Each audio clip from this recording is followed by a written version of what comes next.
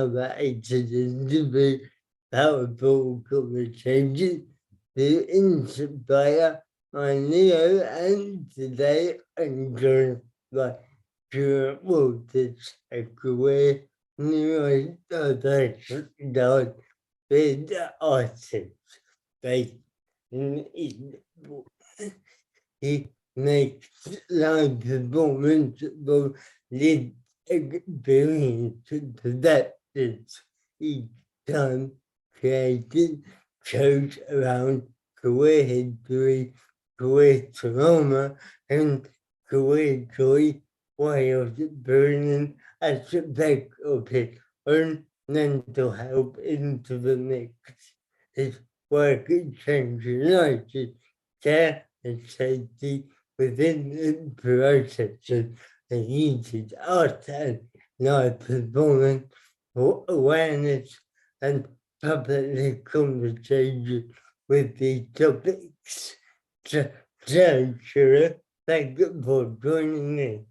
I'm really interested in how you incorporate neurodiversity into your dance. Well, that's a good question, Leo. Because I was just trying to think about if I could be really explicit about how neurodiversity features. And I think it's a really difficult one to pin down because, you know, by the essence of neurodiversity, I just bring that naturally, I think, on a energetic level to what I do in terms of, you know, in terms of making my art and working practically, all the things that are ever changing with neurodiversity. I think I just bring that naturally to whatever dance space or working space that I'm in. You know, it's part of my personality, it's part of my makeup. But I also think that we're still kind of in the infancy in terms of talking about neurodiversity. I mean, I share that I'm neurodiverse quite a lot with people, but my mental health as an access need and my queerness seems to always take quite a lot of the space. So at the moment, sometimes I feel like neurodiversity is not quite getting as much attention as the other parts of my intersectionality, really, I guess. So I think neurodiversity is a new language, isn't it? And there's a lot of people coming into realization around their neurodiversity. There's a lot of self-revelations and explorations going on about that.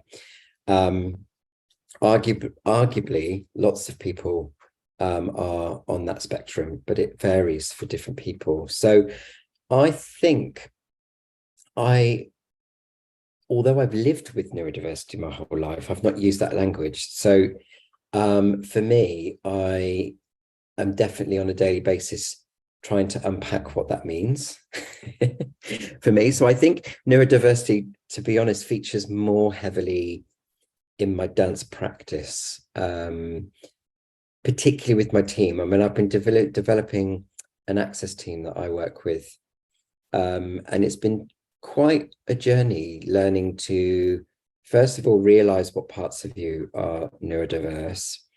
So I've realized there's been a process of realizing what that looks like, learning how to identify neurodivergent moments, then learning how to articulate that, then learning how to work with it individually, and then working out how do I work with that collaboratively when there's a lot of teams. So, I mean, to give you an example, I feel quite neurodivergent today, basically because yesterday I had a really, really productive day. It was a very admin day, you know, full admin day, which, you know, it's a bit of a challenge for me. I was doing quite a lot of data kind of collecting kind of spreadsheet stuff, but it was a really good day. But it was a very long day and I got lots done. And I'd had a couple of meetings and conversations. Today, I can feel how much of that has zapped my energy, just because I feel like I probably have to work a lot harder than somebody that isn't neurodivergent to do some of that work. So today I'm finding it very, which is probably why I probably seem quite calm, because I'm really struggling to focus today. So I must have meditated about 4 or 5 times today because I knew we were talking and I wanted to sort of be nice and clear for you. So I think, yeah, it comes into my practice more than anything, and learning how to work with that in the dance industry. And I think there's a lot of people, a lot of colleagues and friends that are in similar positions, actually. So it's a new journey for everybody, I think. Yeah, I think it's quite a new part of the conversation is around neurodiversity, and a lot of people are not as aware of like how it shows up as other kind of diversity, perhaps. So, the awareness that you're kind of given to the world by your art and your dance is really, really valuable, I believe. So my next question is what inspires you? Mhm. Well, to be honest, there's a lot of things that inspire me. I think, again, today, based off what we've just said, so I don't go off and list about a million things that inspire me. The 2 main things that I think that are really inspiring me at the moment are, well, the first thing to share is, I think, as a neurodivergent tool, I've got quite a lot into mindfulness and meditation as a tool. But recently it's been quite a challenging time. Recently, it's been quite a hard year for dance and for funding and the arts. So it's been quite challenging to keep moving forwards.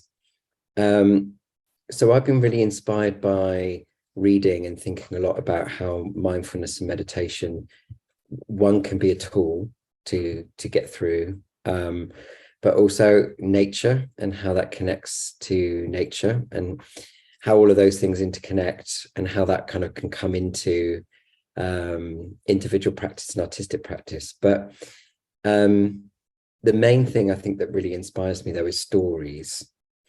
And I think that's how we first connected, actually. We started connecting, didn't we, by sort of aligning stories.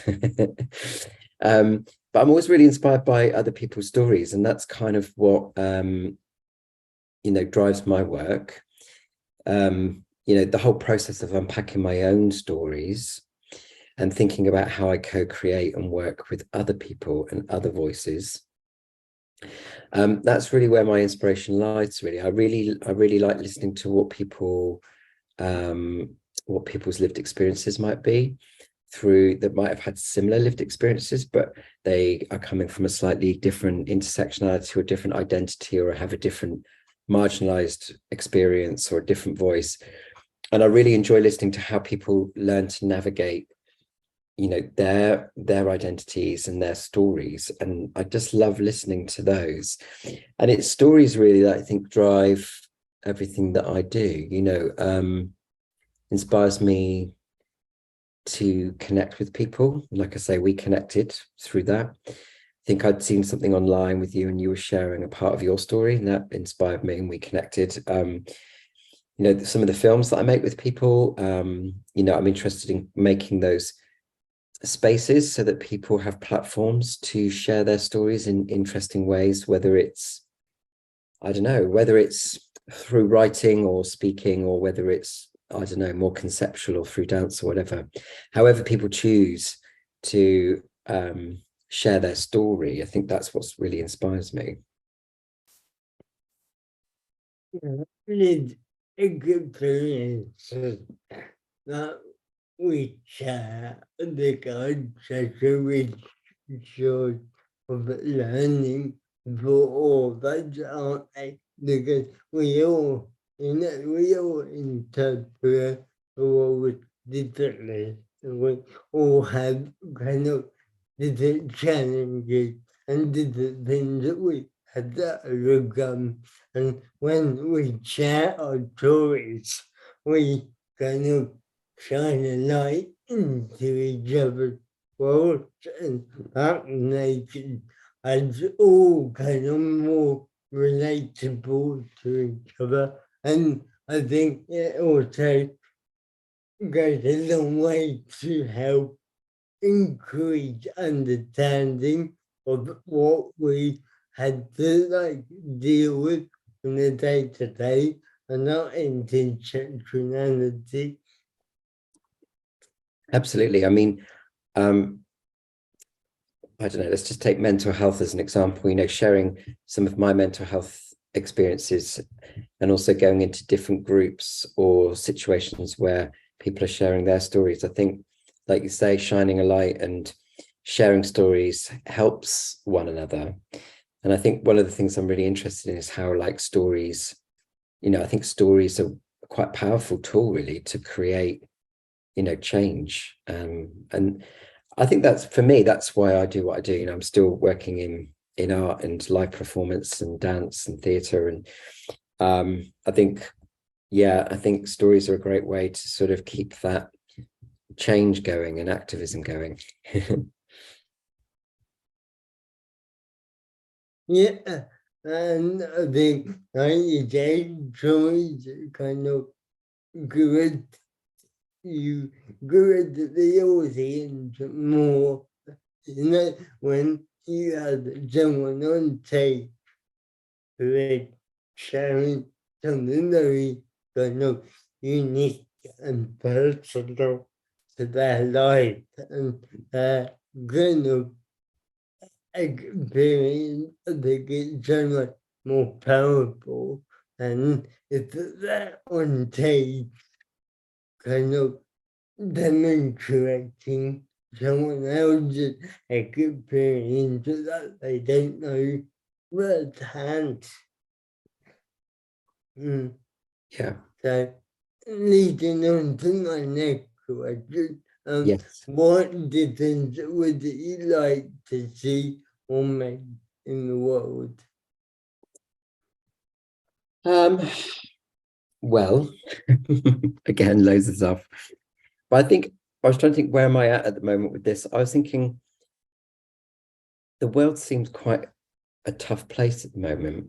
I'm not sure how you're experiencing that, Leo, but I feel like the world seems like quite an unbalanced place at the moment. This is my experience.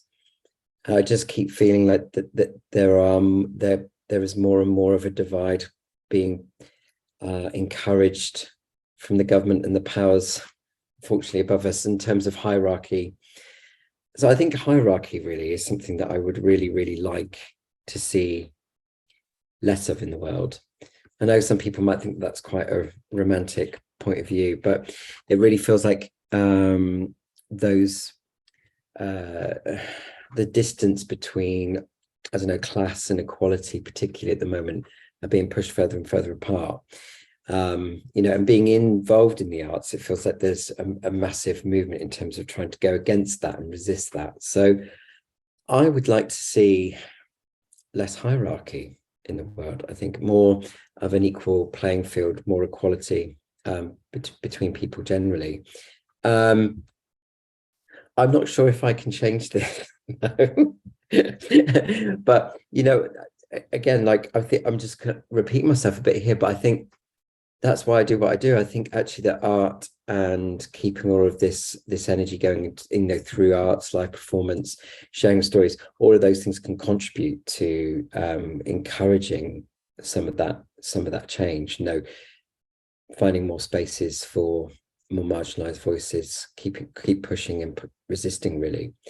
So I think that's the thing that I'd like to see the biggest change. Yeah, I agree. A good one. And I think I definitely relate to you when you say that the divide seems or feels more apparent at the moment, and maybe over the last year or so, more so.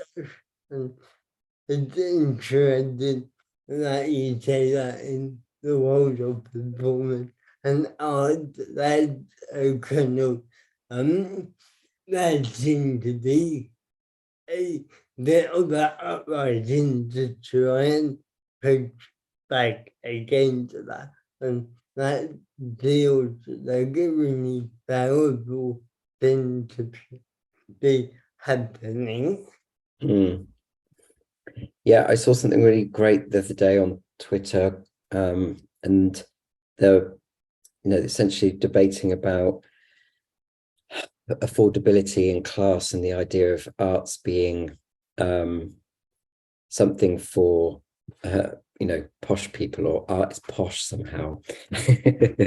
And that somehow the way it's changing at the moment is almost making art a little bit inaccessible for people, and putting prices and unaffordable prices on things that everybody should be able to access.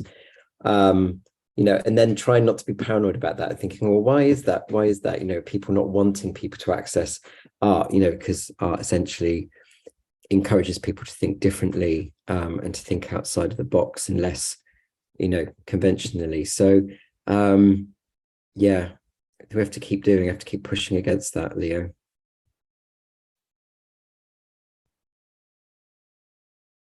Yeah, 100%. Yeah, I think when you were saying that was prices, I was thinking to myself that I had seen that. And yeah, you're right. And it kind of like a subliminal kind of divide, is it? Where, like you said, it means that things are not as accessible to everyone as they should be.